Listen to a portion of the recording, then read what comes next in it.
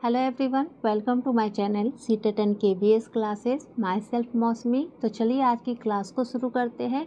तो हम लोग मुग़ल साम्राज्य के बारे में पढ़ रहे थे, जिसमें हमने कल की क्लास में पढ़ा था मुग़ल साम्राज्य के जो संस्थापक है बाबर, उनके बारे में, यानी बाबर के इतिहास के बारे में। बाबर ने कौन कौन से युद्ध लड़े हैं, कौन कौन से युद्ध जो है वो प्रमुख थे बाबर द्वारा लड़े गए, उन सभी युद्धों के बारे में हमने समझा था। और साथ ही बाबर से संबंधित कुछ इंपॉर्टेंट पॉइंट्स को भी हमने कराया था। तो जो भी उन क्लासेस को नहीं देखे वो लोग प्लेलिस्ट में जाके ज़रूर देख लीजिएगा, क्योंकि ये सारे जो टॉपिक है बहुत ही ज़्यादा इंपॉर्टेंट है। आपको हर एग्ज़ाम में इससे क्वेश्चन मिलते ही है। और हम लोग जो भी पढ़ेंगे, जितना भी हम लोग पढ़ेंगे, उसे एक कहानी की तरह पढ़ेंगे, ताकि आगे चल के किसी भी एग्ज़ाम में हमें प्रॉब्लम ना हो। कॉन्सेप्ट क्लियर किस तरीके से होता है, जब आप किसी चीज़ को कहानी की तरह समझते हो, पढ़ते हो, तब जाके कॉन्सेप्ट क्लियर होता है। और हम लोग जो भी पढ़ेंगे वो बस एक कहानी की तरह पढ़ेंगे। तो जो भी चैनल से नए जुड़े हैं वो लोग चैनल को सब्सक्राइब जरूर कर लीजिएगा। तो आज हम लोग हुमायूं के बारे में पढ़ेंगे। हुमायूं कौन थे? तो बाबर का पुत्र था। मुगल वंश जो है उसके अगले शासक कौन बने थे? तो हुमायूं बने थे। और हुमायूं जो था वो बाबर का ही पुत्र था।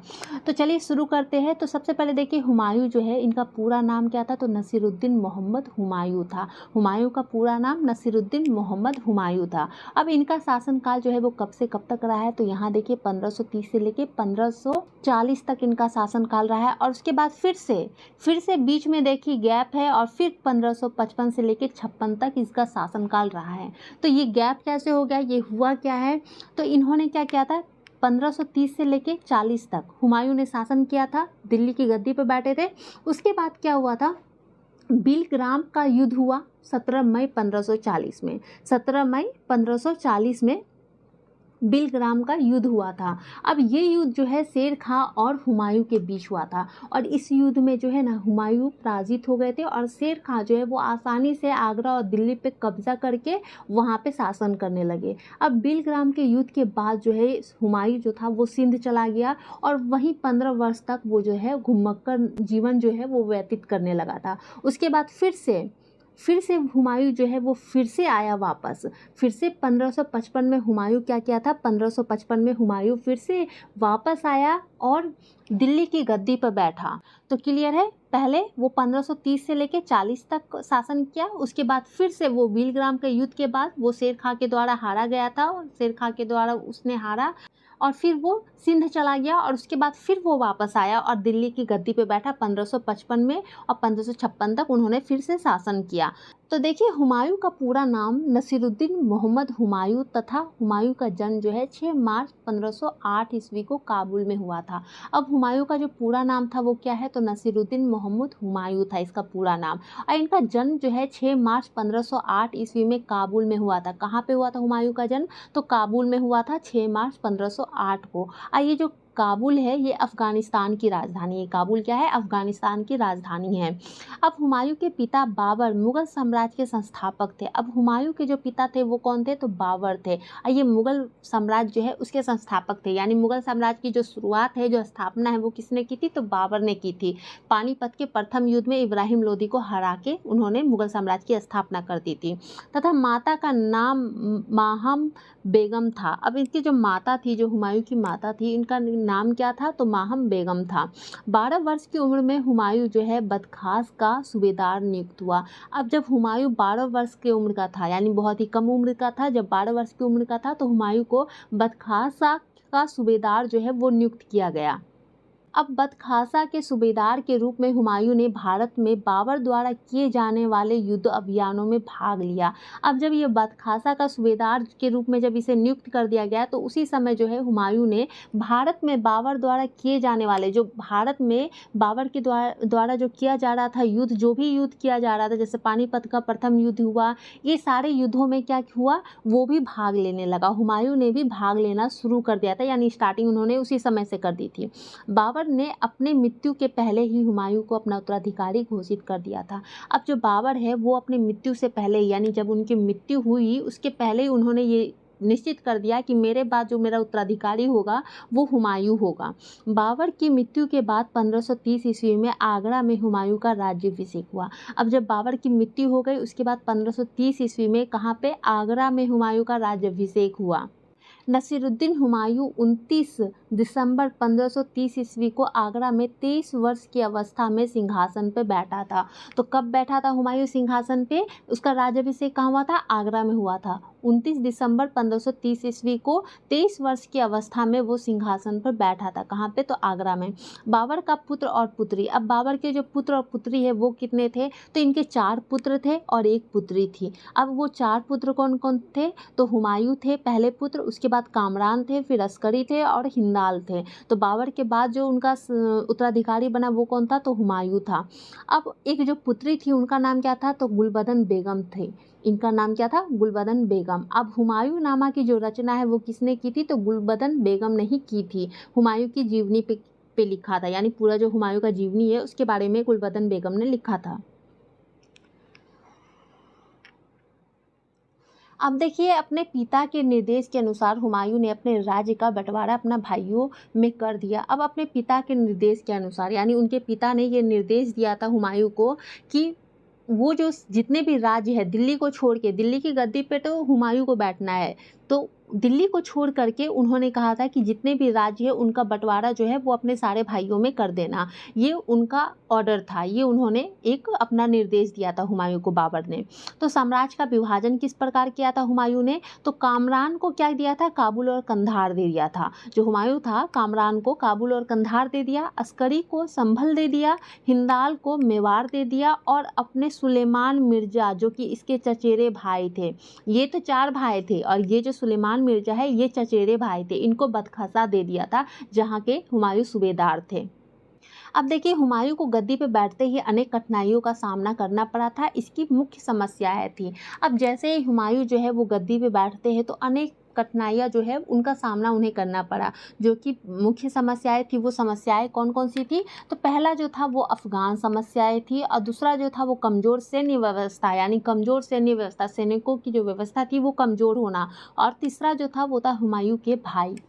तो ये जो अफ़गान समस्या है, तो घाघरा का जब युद्ध हुआ था, घाघरा के युद्ध में जब बाबर ने अफ़गानों को हराया था, उस समय बाबर ने क्या किया था? तो उन्होंने एक गलती की थी, पूरे तरीके से अफ़गानों को जो है उनका सफाया नहीं किया था, उन्हें ख़त्म नहीं किया था, और उसी का नतीजा हुआ कि बाद में हुमायूं को उनके सामने जो है अनेक सारी कठिनाइयाँ आई। देखिए, अफ़गान समस्या है। अफ़गान समस्या क्या है? तो मोहम्मद लोदी अपने को अभी भी दिल्ली का वास्तविक उत्तराधिकारी मानता था। इन्होंने क्या किया था? सबसे पहले क्या हुआ था, जब बाबर ने युद्ध किया था, घाघरा का युद्ध, उस समय वो जो अफ़गान थे उनको पूरी तरीके से हराया नहीं था, यानी पूरी तरीके से सफाया उनका नहीं किया था। वो तो जीते थे, लेकिन उन्होंने अफ़गानों को पूरी तरीके से, एक कहा जाता है कि सफाया कर देना, ख़त्म ही कर देना, ताकि बाद में जाके प्रॉब्लम ना हो, तो वो बाबर ने नहीं किया था। पूरी तरीके से उनका सफाया नहीं किया था, जिसका नतीजा ये निकला कि हुमायूं को आगे चल के जो है अनेक सारी समस्याओं का सामना करना पड़ा। तो मोहम्मद लोदी ने अपने को अभी भी दिल्ली का वास्तविक उत्तराधिकारी ही मानता था। अफ़गानों में सबसे महत्वपूर्ण जो शेर खां था, जो कि बाद में हुमायूं के लिए सबसे बड़ी समस्या बना। अब ये जो अफ़गानों में जो सबसे महत्वपूर्ण था वो कौन था? शेर खां था। बाबर ने सफाया किया नहीं, अब एक बच गए, अब जो जाके उनके ही पुत्र हुमायूं को नाक पे उन्होंने दम कर दिया। तो शेर खां जो था, उन्होंने बाद में हुमायूं के लिए सबसे बड़ी समस्या वो बना था। अब देखिए, कमज़ोर सैन्य व्यवस्था। अब राजकोष खाली हो जाने के कारण हुमायूं की एक बड़ी सेना नहीं रखा सका। ठीक है, जब कमज़ोर सैन्य व्यवस्था कब होता है? जब राजकोष, जब आपके पास धन की कमी हो जाए, आपके पास धन ही ना हो, तो आप कहाँ से युद्ध के लिए आप खर्च करोगे या कोई चीज़ करोगे? कुछ नहीं कर पाओगे, अपने सेना को भी इकट्ठा नहीं कर पाओगे। तो वैसे ही कमज़ोर सैन्य व्यवस्था कैसे हुई? तो राजकोष खाली हो गया था, जिसके कारण क्या हुआ? हुमायूं जो है वो एक बड़ी सेना को नहीं रख पा रहा था। नेक्स्ट है हुमायूं के भाई। हुमायूं ने अपने भाइयों के साथ उदारता का व्यवहार किया था। अब हुमायूं जो थे, इन्होंने अपने भाइयों के साथ उदारता का व्यवहार किया था, यानी अच्छा व्यवहार, उन्होंने उन्हें साम्राज्य भी दिया था और साम्राज्य का वास्तविक विभाजन कर दिया। और जो साम्राज्य है, जितने भी साम्राज्य थे उनका विभाजन भी कर दिया था सभी भाइयों में। जैसे कामरान को काबुल, कंधार एवं पंजाब दे दिया था, अस्करी को संभल का क्षेत्र दे दिया था, हिंदाल को मेवात का क्षेत्र दे दिया था। ये सारे क्षेत्र जो है वो उन्होंने अपने भाइयों में बांटा था। अब देखिए हुमायूं के द्वारा लड़े गए युद्ध। अब हुमायूं के द्वारा जो है कौन कौन से युद्ध लड़े गए थे, तो सबसे पहला जो था वो कौन सा था, तो कलिंजर का आक्रमण जो कि 1531 में हुआ था। अब कलिंजर का आक्रमण जो था हुमायूं द्वारा चलाया गया पहला सैन्य अभियान था। इस समय कलिंजर का शासक जो है प्रताप रुद्रदेव था। तो जब हुमायूं जो है वो कलिंजर पर आक्रमण कर रहा था उस समय वहाँ का शासक कौन था, तो प्रताप रुद्रदेव था। 1 महीने के घेरे के बाद जब किले में हुमायूं नहीं जीत सका तो उसने प्रताप रुद्रदेव से संधि कर ली। अब क्या हुआ था, जब 1 महीने के कड़े घेरे के बाद, मतलब पूरा वहाँ पे घेरा लगा करके निगरानी रख के जब फिर भी वो किले को हुमायूं जो है नहीं जीत सका, तो उसने क्या किया, प्रताप रुद्रदेव जो थे उनसे संधि कर ली, उनसे हाथ मिला लिया। इस सैन्य अभियान के समय उसे खबर मिली कि अफगान सरदार मोहम्मद लोदी जो थे वो बिहार से जौनपुर की तरफ जा रहा है। अतः उसने कलिंजर के राजा प्रताप रुद्रदेव से धन लेकर के वापस जो है वो जौनपुर जाने के लिए फैसला किया था। अब नेक्स्ट युद्ध जो था वो दोहरिया का युद्ध था जो 1532 में हुई थी। तो दोहरिया का युद्ध जो है हुमायूं तथा मोहम्मद लोदी के सेना के बीच लड़ा गया था।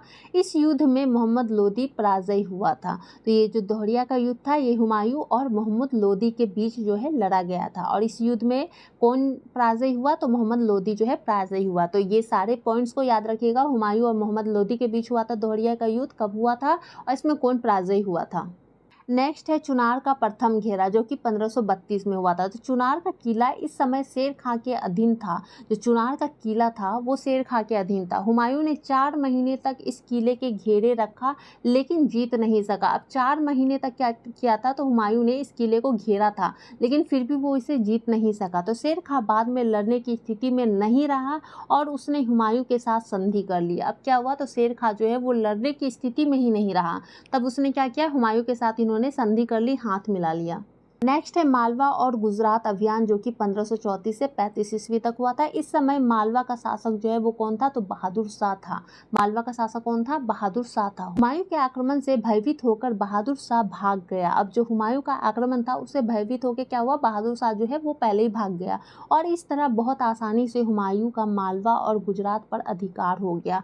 अब जो आसानी से भाग गया यानी उसे कुछ करना भी नहीं पड़ा और बहादुर शाह जो है वो भयभीत होकर डर के वो भाग गया और इस प्रकार हुमायूं को मालवा और गुजरात पर अधिकार कर लिया। आसान तरीके से उन्होंने अधिकार कर लिया। हुमायूं ने अस्करी को यहाँ का सूबेदार नियुक्त किया। अब क्या हुआ था, हुमायूं जो था इन्होंने अस्करी कौन थे, तो हुमायूं के भाई थे, इनको अस्करी को इन्होंने यहाँ का सूबेदार जो है वो नियुक्त कर दिया। लेकिन क्या हुआ, अस्करी कानून व्यवस्था बनाने में असफल रहा। अब जो अस्करी है उन्होंने तो सूबेदार उसे नियुक्त कर दिया अस्करी को, लेकिन अस्करी जो है वो कानून व्यवस्था बनाने में असफल रहा, जिसके परिणाम स्वरूप क्या हुआ, तो बहादुर शाह जो है वो छिपे हुए स्थान से बाहर आया। अब क्या हुआ, ये जो भागे थे बहादुर शाह ये तो छिप गए थे, जाके भाग के छिप गए थे, लेकिन जब वहाँ पे अस्करी जो है वो कानून व्यवस्था बनाने में जब असफल रहा तो बहादुर शाह जब छिपे हुए थे वो उस स्थान से बाहर आया और अपनी प्रजा के सहयोग से गुजरात पर पुनः अधिकार कर लिया। वो छिपा हुआ था बहादुर शाह, वो पुनः बाहर आया और अपनी प्रजा का सहयोग लिया, उससे सहायता ली और पुनः जो है गुजरात पर इन्होंने अधिकार कर लिया। अब देखिए चुनार का द्वितीय अभियान जो कि 1537 ईस्वी में हुआ था। तो शेर खां ने 1537 में बंगाल पर आक्रमण किया।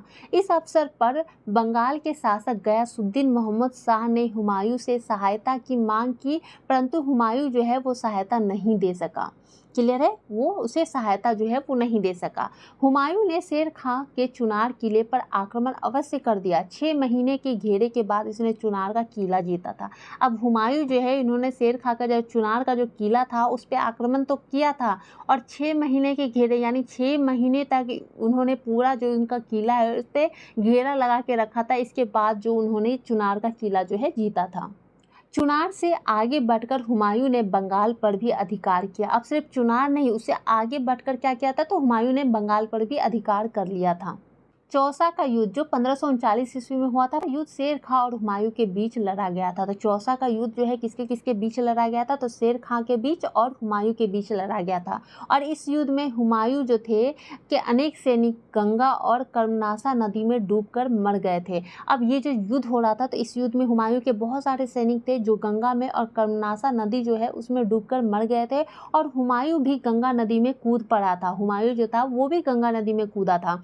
अब निजाम नामक एक किश्ती ने इससे डूबने से बचाया। अब हुमायूं को निजाम नामक एक थे किश्ती जो हुमायूं को डूबने से बचाया था। अब इस तरह शेर खां ने इस युद्ध में विजय रहा तथा इस उपलक्ष्य में शेर खां ने शेरशाह की उपाधि धारण की थी।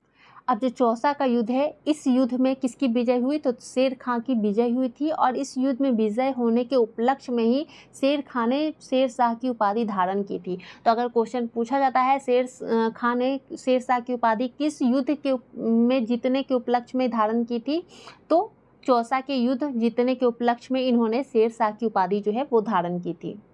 नेक्स्ट है कन्नौज बीलग्राम का युद्ध जो 1540 ईस्वी में हुआ था। यह युद्ध भी शेरशाह सूरी और हुमायूं के बीच लड़ा गया था। चौसा का युद्ध भी शेरशाह के बीच हुआ था और हुमायूं के, और ये जो कन्नौज का युद्ध है, बीलग्राम का युद्ध है, ये भी शेरशाह सूरी के बीच और हुमायूं के बीच जो है वो लड़ा गया था। इस युद्ध में हुमायूं पराजित हुआ। इस युद्ध के बाद शेरशाह का आगरा और दिल्ली पर अधिकार हो गया। अब जो कन्नौज का युद्ध था, बीलग्राम का युद्ध था, इसमें भी हुमायूं पराजित हुआ, हारा, और इस युद्ध के बाद जो है शेरशाह जो है उन्होंने आगरा और दिल्ली पर अधिकार हो गया, यानी शेरशाह ने आगरा और दिल्ली पर अधिकार कर लिया।